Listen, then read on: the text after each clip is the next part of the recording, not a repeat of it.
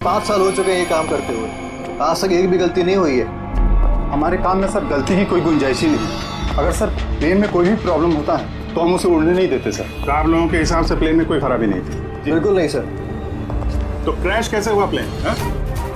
4 लोगों की जाने गई हैं, कौन जिम्मेदारी लेगा उसकी? सर मैं तो खुद हैरान हूँ कि ये हादसा हुआ कैसे। फ्लाइट रिकॉर्डर पता है ना आपको, जिसे हम ब्लैक बॉक्स कहते हैं, उसमें भी सब कुछ नॉर्मल दिख रहा है। नॉर्मल कहने से काम नहीं चलेगा, सब कुछ डिटेल में बताइए, शुरू से, टेक ऑफ होने से पहले से क्या हुआ था? हमने पूरा प्लेन चेक करके पायलट को हैंडओवर कर दिया। उसके बाद वो तीनों बिजनेसमैन प्लेन में बैठकर सूरत के लिए निकल गए।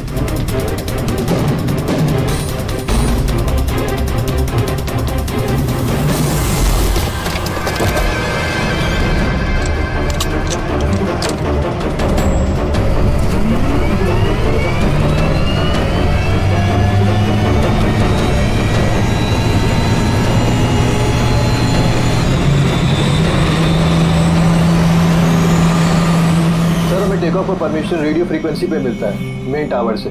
कल हमें पूरी इंफॉर्मेशन मिलने के बाद ही हम लोगों ने टेक ऑफ की प्रक्रिया शुरू की थी। आप रेडी?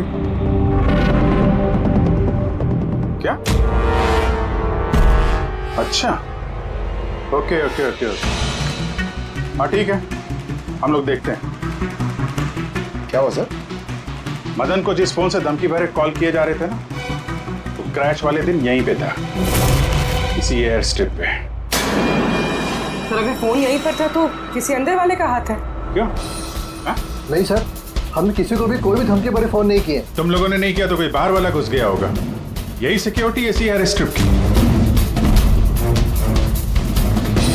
अगर वो आदमी यहाँ पे आया था तो कोई ना कोई निशान तो जरूर छोड़ के गया होगा, चेक करते हैं। सर ये जगह तो पूरी खुली हुई है सर, अगर वो कहीं छुपा होगा तो कहीं हैंगर के पास छुपा होगा सर। ठीक है, वहां देखिए, चलो हैंगर के पास चलो।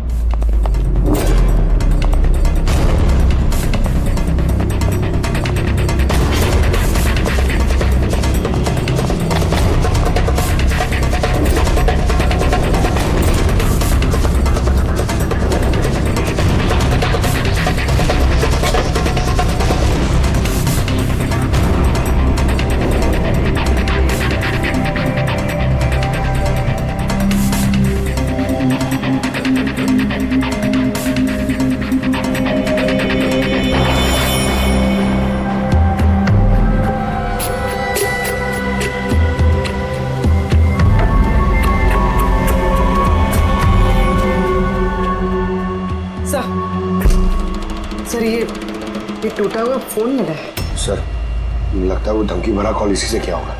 हो सकता है, तोड़ के फेंक दिया। रख लो, कुछ ना कुछ तो मिल ही जाएगा। कहाँ पे मिला था ये?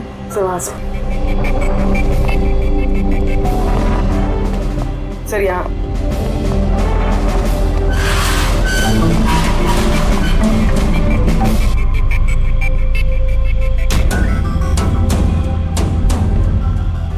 सर ये देखिए, कान जैसा कुछ लग रहा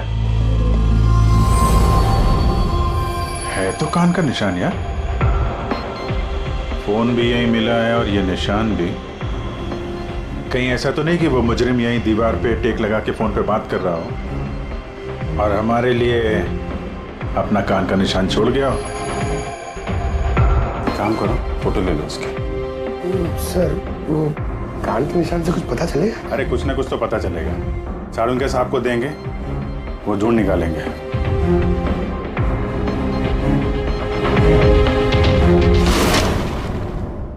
सर 2 लाशें मिल गई है, अंगद और मदन की।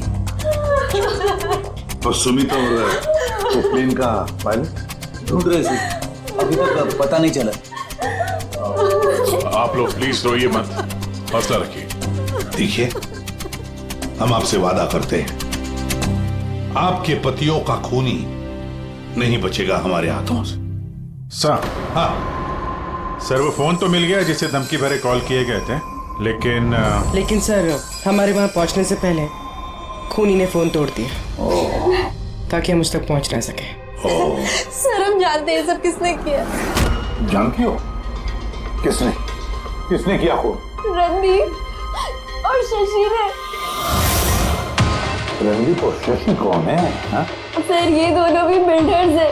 ये नहीं चाहते थे कि हम तीनों के पतियों की वो डील सक्सेसफुल हो। जानता था, मैं जानता था इस जुर्म का सारा इल्जाम हम दोनों पे ही लगने वाला है। आपकी तारीफ। सर यही है वो दोनों खूनी, रणदीप और शशि।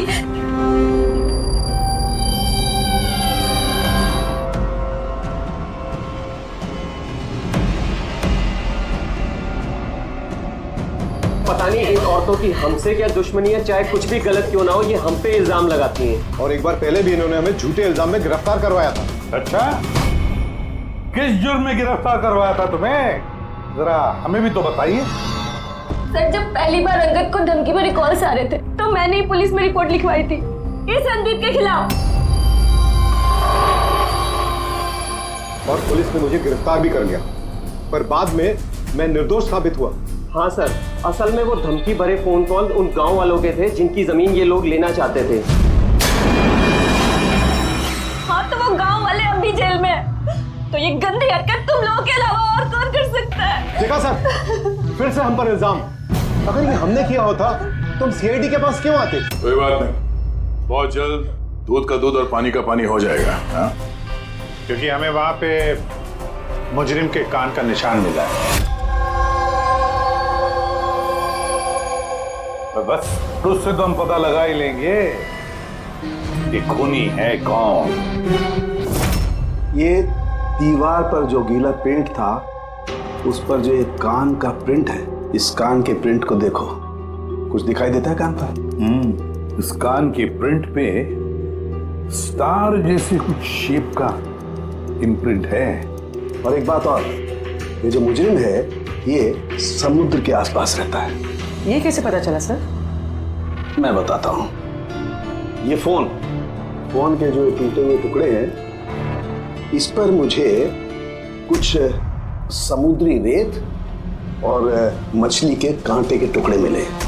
अच्छा अच्छा, तो जब उस आदमी ने अपने जूते से इस फोन को तोड़ा होगा तो वो रेत और मछली के कांटे उसके जूते से निकल के फोन में चले गए। जूतों में रेत और मछली के कांटे। हो सकता है ये आदमी किसी फिश मार्केट के आसपास रहता हूँ। फिश मार्केट तो है ना यहाँ पे दो, एक वर्सोवा जेट्टी पे और दूसरा मड आइलैंड पे। बस अब अपना काम हो गया। दोनों फिश मार्केट में जाकर पता लगाओ, देखो ऐसा कोई है क्या जो कान में स्टार की शेप की ईयररिंग पहनता है।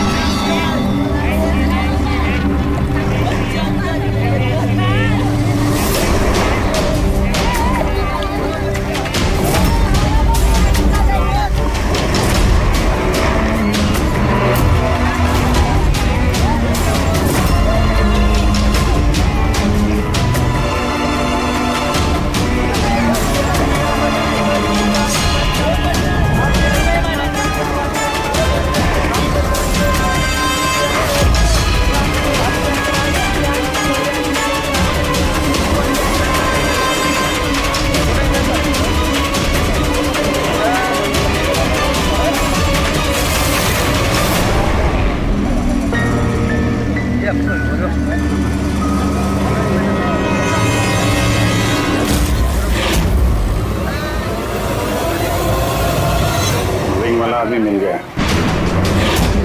आजा।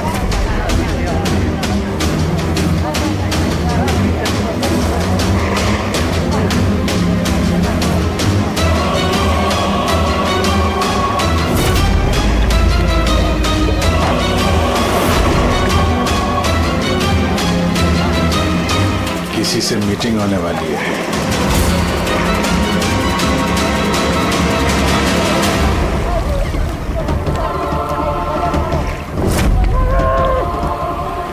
ये दूसरा आदमी कौन है, दिख नहीं रहा।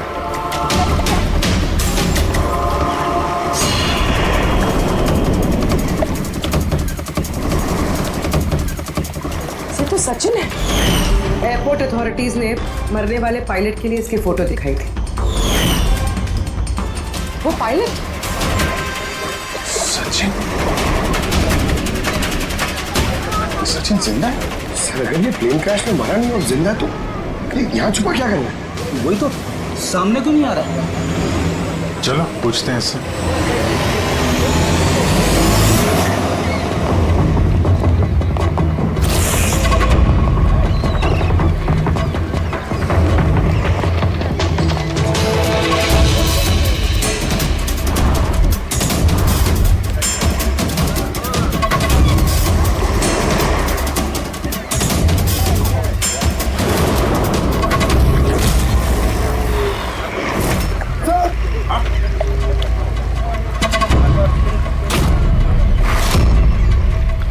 सर ये तो मर गया। मर गया? वो देखो ना, सचिन आ गया सर।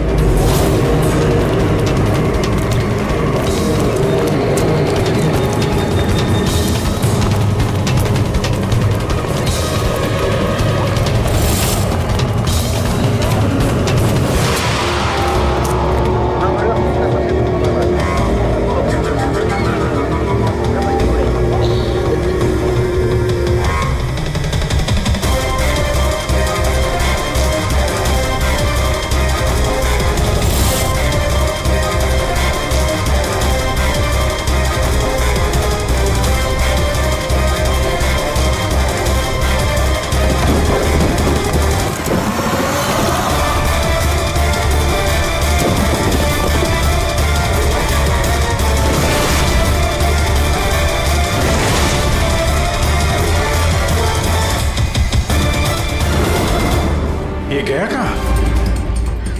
सर शायद वो आदमी कुछ ऐसा राज जानता था जो सचिन नहीं चाहता था कि हम तक पहुंचे, और शायद इसीलिए उसका खून कर दिया।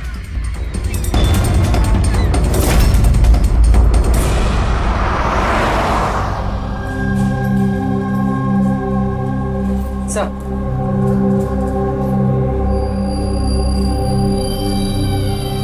क्या सवाल करना है आप लोग को मुझसे?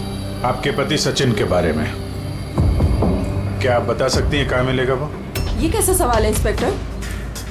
आप लोग को तो पता है ना कि अभी उनका एक प्लेन क्रैश में। जी नहीं, सचिन जिंदा है। जिंदा है? जी हाँ। और आपको शायद ये जान के दुख होगा कि वो एक खून करके फरार है। वैसे कितने पैसे मिले थे सचिन को इस साजिश का हिस्सा बनकर? पैसे? पैसे नहीं मिले। पैसे मिले होते तो मैं यहाँ कॉफी शॉप में काम नहीं कर रही होती। और वैसे भी हमारी शादी कुछ ठीक नहीं चल रही थी। आपकी शादी ठीक नहीं चल रही थी? क्या मतलब, मैं पूछ सकता हूँ क्या प्रॉब्लम थी? दीप्ति नाम की एक लड़की है, एयर होस्टेस है। बहुत बार कहते थे भी कि तुझसे डाइवोर्स लेके उसके साथ रहना है। कहाँ रहती, कहाँ है ये? सचिन जिंदा है? ऐसा नहीं हो सकता सर, हमने खुद अपनी आंखों से उसे प्लेन में चढ़ते हुए देखा है। सर इतने भयानक हादसे में उसका जिंदा रहना मुमकिन नहीं है सर। अरे यार, पैराशूट वगैरह से कूद गया हो तो? नहीं सर, अगर पैराशूट लेके कूदता तो किसी ना किसी की नजर जरूर पड़ती उस पर। हमसे कुछ मिस तो नहीं हो गया ना? क्या क्या बोल रहे थे तुम? क्या मिस हुआ होगा? नहीं सर, कुछ नहीं। तुम्हारी बातों से तो साफ साफ लग रहा है कि तुम लोग कुछ छुपा रहे हो। क्या बात है, बताओ बताओ जल्दी। सॉरी सर, हमसे वो थोड़ी सी गलती हो गई।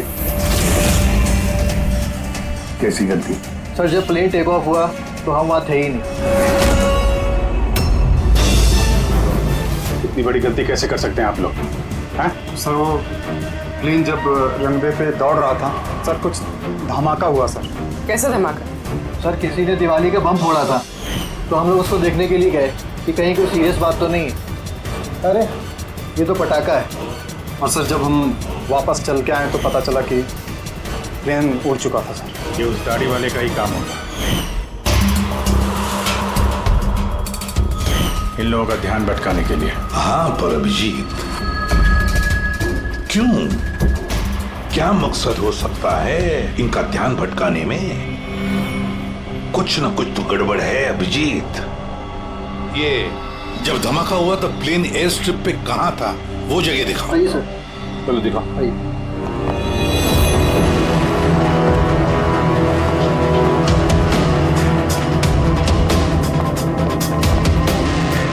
एक मिनट अभिजीत, ये तो खून है, सूखा हुआ खून। सर खून का रंग देख के लग रहा है ज्यादा पुराना नहीं होगा, आजकल का ही होगा। ये खून किसका खून है? ये यहाँ पर कैसे? पता नहीं सर। पता नहीं? हर बात का एक ही जवाब है तुम्हारे पास, हमें पता नहीं। और तो फिर पता क्या है तुम्हें? सर एयर स्ट्रिप पे खून है, कुछ ना कुछ तो हुआ है यहाँ पे। ये बात तो पक्की है, पर क्या? और फिर ये खून है किसका?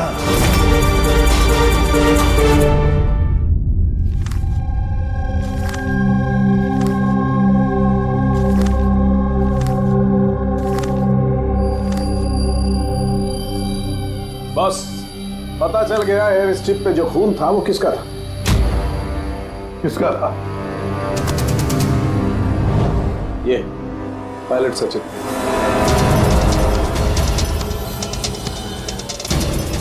पायलट सचिन का खून? लेकिन उसे चोट लगी कैसे और कब? सर जब हम उसे जेटी पे मिले थे तब उसने स्लिंग बैंडेज पहन रखा था और उसके हाथ पे पट्टी भी बंधी हुई थी।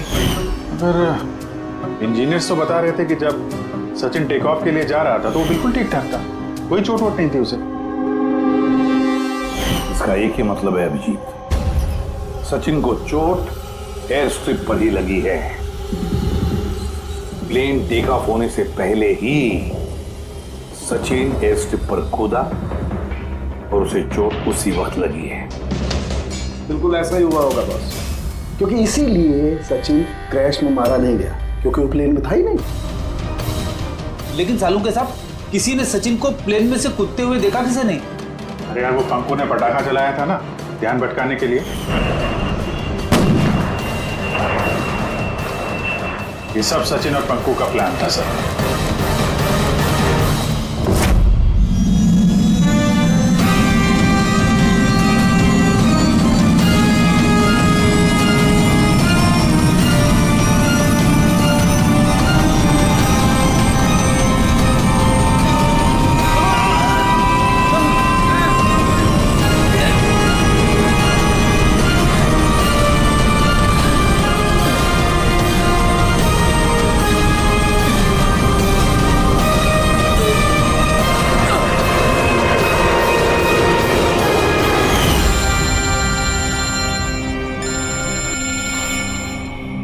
हेलो,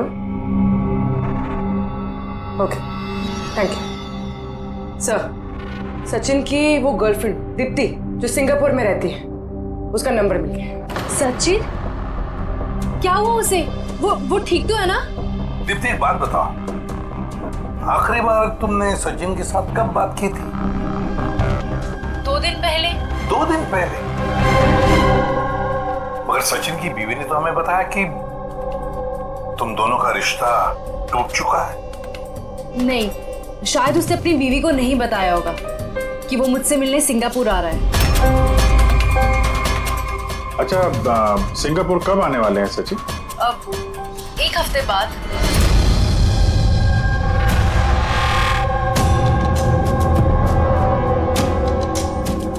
अच्छा, और क्या क्या बातें हुई तुम्हारी 2 दिन पहले?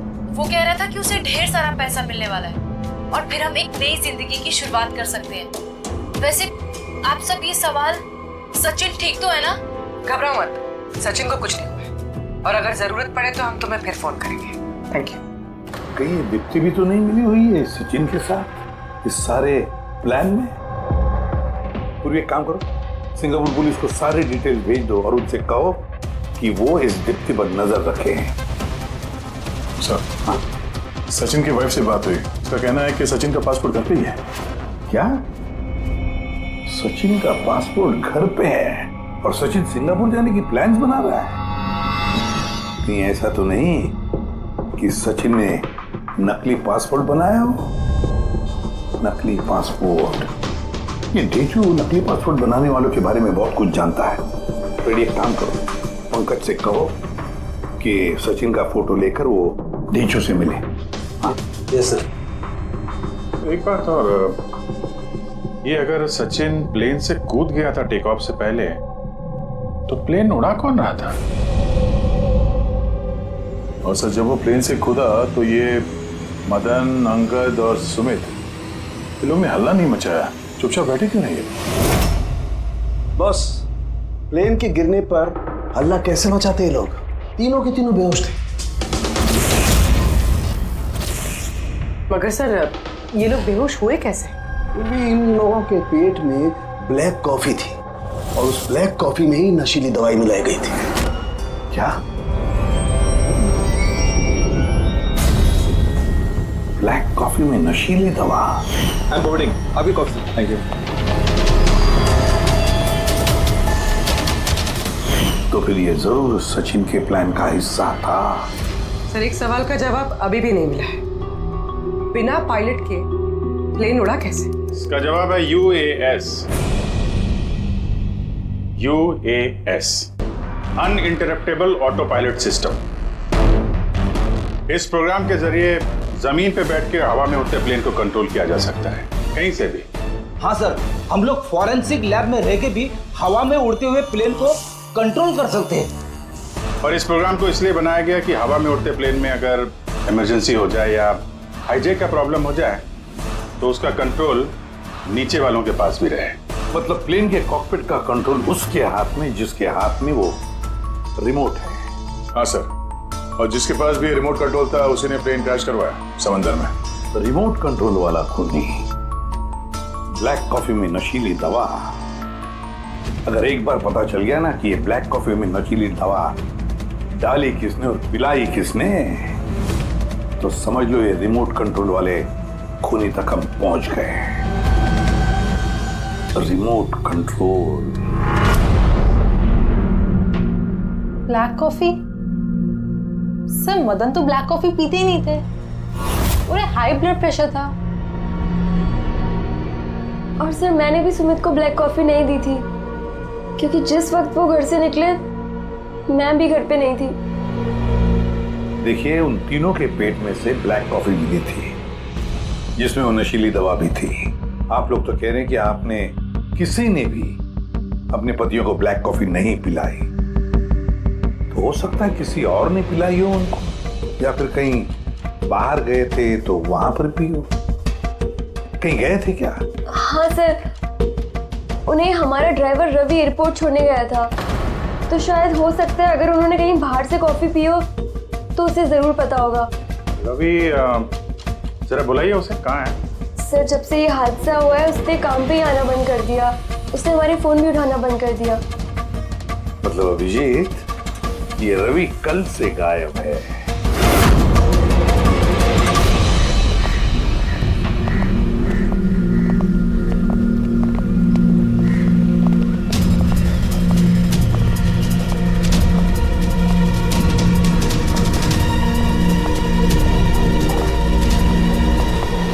एक्सक्यूज मी, हटिए जरा, क्या बात है, क्या हुआ? देखिए सर, यहाँ से बहुत बदबू आ रही है और अभी पुलिस को भी फोन किया है, अभी तक कोई आया नहीं है। हम लोग CID से हैं।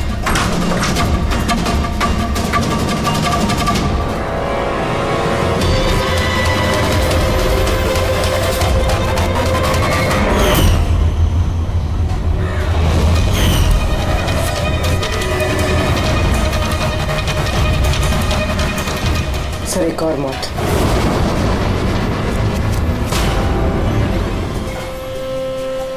अच्छा, जस्ट फॉलो मी।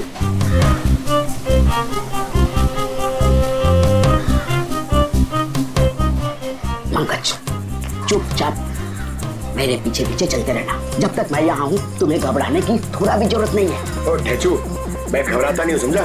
मैं CID से हूँ। चुपचाप चलो, फॉलो मी। इधर चलो।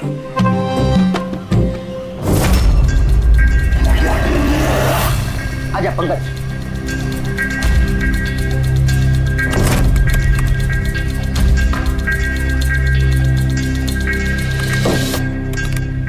क्या दोस्त, सुना है तुम बहुत अच्छा पासपोर्ट बनाते हो? किससे सुना? मेरे एक दोस्त ने बताया। दोस्त? कौन दोस्त? ये नहीं, मैं नहीं जानता इसे।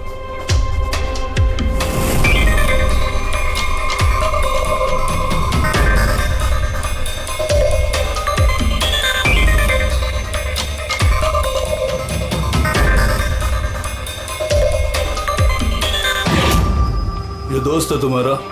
तुम्हें कोई शक है? बहुत अच्छे से जानता हूँ इसे मैं।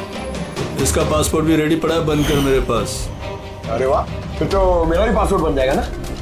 बन जाएगा, लेकिन 2 पेटी लगेगा। अरे यार देता हूँ ना 2 पेटी। बोल क्या चाहिए देखो? 2 पेटी आम चाहिए, 2 पेटी सेब चाहिए, क्या चाहिए? शाने, 2 पेटी मतलब 2 लाख। 2 लाख? 2 लाख। चलिए बता, नाम क्या लिखना है तेरा पासपोर्ट पर? Sub inspector Pankaj, CID।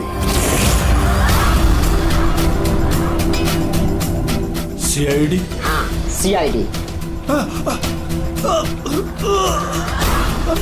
अरे मैंने क्या बिगाड़ा तुम्हारा? सिर्फ तेरा ही नहीं, सारे नकली पासपोर्ट बनाने वालों का धंधा बंद हो चुका है।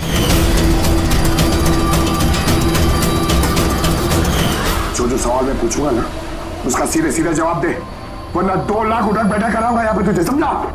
पूछो क्या पूछना है? ये अपना नकली पासपोर्ट लेने कब आने वाला है? पता नहीं। पता नहीं? आज शाम को। देखा पंकज, है चुका कमाल। सर, रवि के घर से जो बॉटल मिली है उसमें वही नशीली दवा है जो साड़ू के सर को ब्लैक कॉफी में मिली थी। इस रवि के अलावा और किसी के उंगलियों के निशान मिले उस बॉटल पे? हाँ सर, रणदीप के।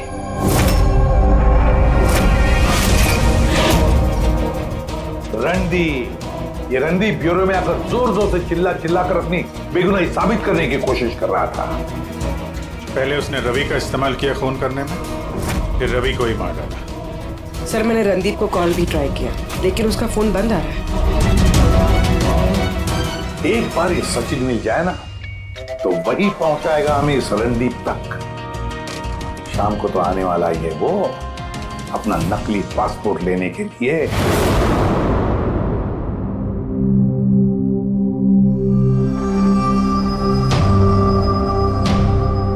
मेरा पासपोर्ट रेडी है? हाँ, तुम एक काम करो, अपना पासपोर्ट उससे ले लो, उसके पास है। अरे यार जल्दी करो, मेरे पास ज्यादा टाइम नहीं है। सही कहा तूने, तेरे पास तो बिल्कुल भी टाइम नहीं है। बस ये फोटो चिपका दूं? ये क्या मजाक है? मजाक नहीं है, ये CID का तोहफा है। CID? बता, वो प्लेन क्रैश कैसे किया था तूने?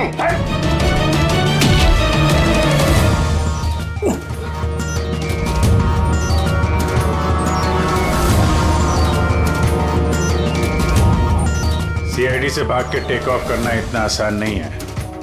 इमरजेंसी लैंडिंग करनी पड़ जाती है मुजरिमों को। पैसों के लालच में अंधा हो गया था मैं।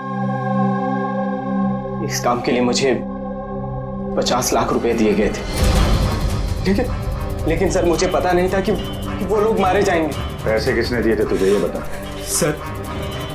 सर मुझे नहीं पता, मैंने सिर्फ एक बार बात की थी उससे।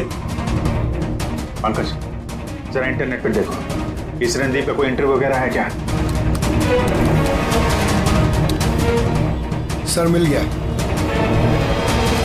मैं अपनी कामयाबी का पूरा श्रेय अपनी कड़ी मेहनत और सच्चे लगन को देता हूं। इस दुनिया में कुछ भी नामुमकिन नहीं है। मैं कहां था और कहां आ गया। सर ये उसी की आवाज है सर, आई एम श्योर ये उसी की है। आवाज रणदीप की और वाइल पे उंगलियों के निशान भी रणदीप के। रणदीप,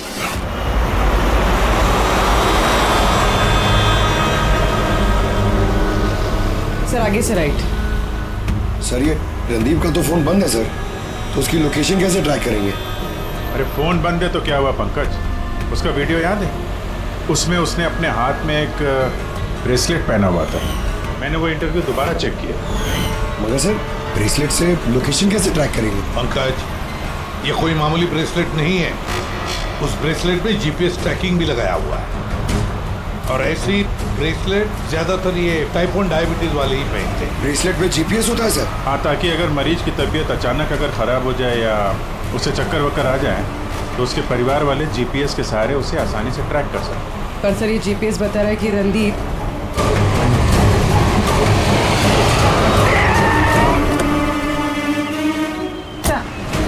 यहीं कहीं है, यहाँ पर।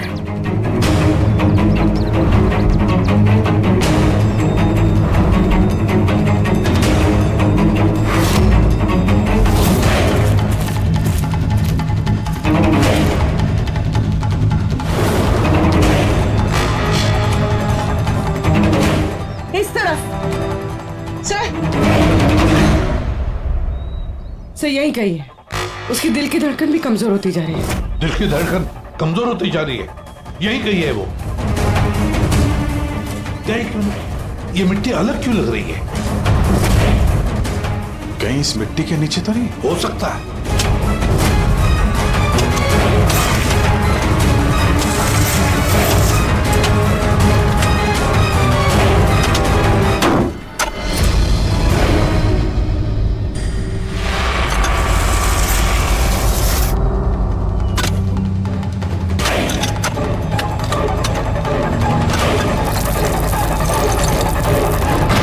My God!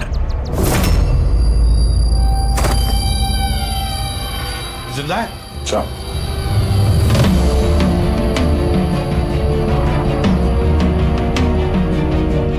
सर हम तो सोच रहे थे ये रणदीप खूनी है, पर यहाँ तो कोई उसकी ही जान लेने चला था। सर मुझे नहीं लगता कि रवि का खून रणदीप ने किया होगा, क्योंकि ब्यूरो से निकलने के बाद उसकी ब्रेसलेट की लोकेशन यहीं पर थी। वो और कहीं गया ही नहीं। मतलब जिसने भी सचिन को पैसे दिए वो रणदीप नहीं, कोई और ही है। लेकिन सर आवाज तो उसी की थी, उसने खुद पहचानी है। पूरी आवाज बदल के बात करना कोई बड़ी बात नहीं है, और आजकल सर ऐसे ऐसे मोबाइल ऐप्स आए हैं जिसके जरिए कोई भी किसी की भी आवाज में बात कर सकता है। तो फिर कौन है वो जिसने रणदीप को फंसाने की कोशिश की? है कौन वो जिसने ये आवाज बदलने वाला ऐप इस्तेमाल किया?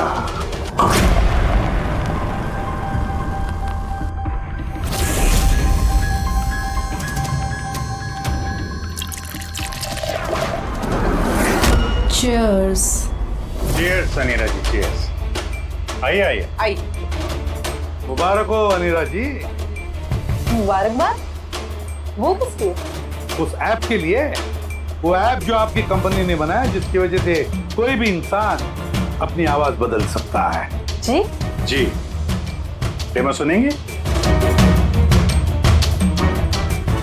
अनीरा जी, अब तुम अपने जुर्म के लिए जेल जाओगे। अनीरा जी, अब तुम अपने जुर्म के लिए जेल ये क्या जाओ। मजाक? ये मजाक नहीं है। इसी डिवाइस से तुमने रणदीप को फंसाने की कोशिश की थी ना? पूर्वी, अरेस्ट करो इसे। चलिए मैडम।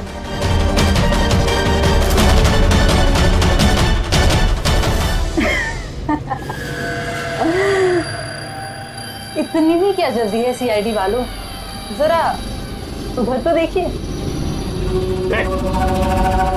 जाने दो उसे। बेवकूफी छोड़ दो ये। छोड़ो उनको।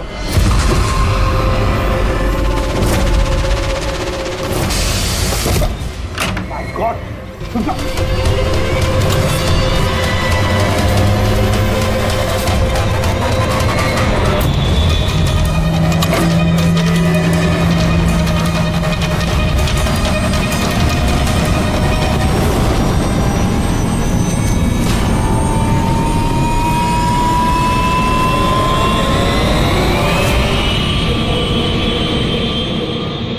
Goodbye, CID.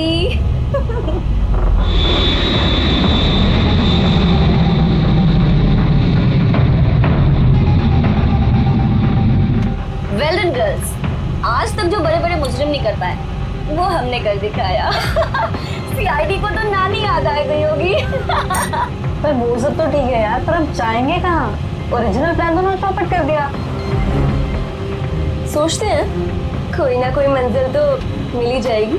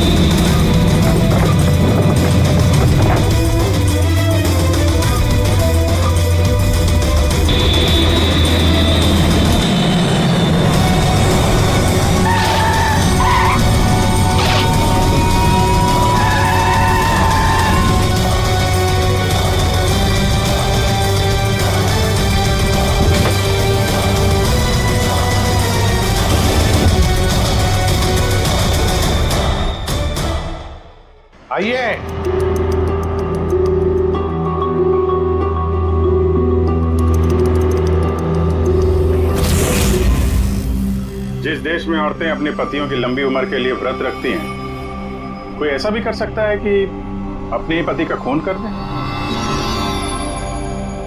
बहुत ठोस वजह रही होगी आप लोगों के पास। हाँ, वजह थी। हमारे पति कोई दूध के धुले हुए नहीं थे। हाँ, लोगों को तो वो ऐसे दिखाते थे कि वो हमसे बहुत प्यार करते हैं, पर घर में कुछ और ही कहानी होती थी। ना हमें उनसे प्यार मिला और ना ही वफादारी। अंगद ने तो कई बार रिया पर हाथ भी उठाया था।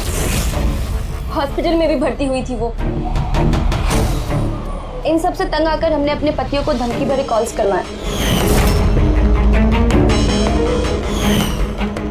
और सोचा मौका अच्छा है तो हमने उन्हें मरवा दिया।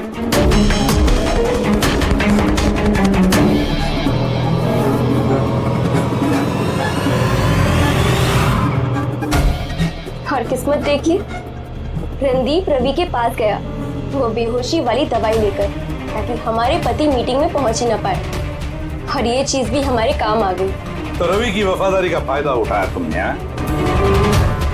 फिर तुम लोगों ने रणदीप को जमीन में गाड़ दिया ताकि हमें ऐसा लगे कि वो जुर्म करके फरार हो गया है। पिंजरे में बंद घुटन भरी जिंदगी जीने का कोई फायदा नहीं था। हमें आजादी की हवा में सांस लेनी थी। आजादी की हवा में सांस लेने के और भी तरीके होते हैं अनीता जी। पति को मारना सबसे गलत रास्ता। सही होता अगर तुम पतियों से अलग हो जाती, लेकिन नहीं, तुम तीनों ने ऐसा रास्ता चुना जो तुम्हें घुटन भरी जिंदगी तक ले जाएगा, और वो भी जेल की सलाखों के पीछे।